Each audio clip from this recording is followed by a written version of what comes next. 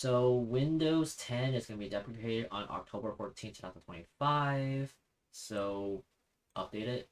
This is how you use the PC health check. So this thing. And you can check. Make sure it's TPM 2.0, secure boot, and these 4 gigs of RAM. There's a workaround for that. You can use Rufus, this tool, and have a thumb drive to install the bootable USB right here. So have the ISO,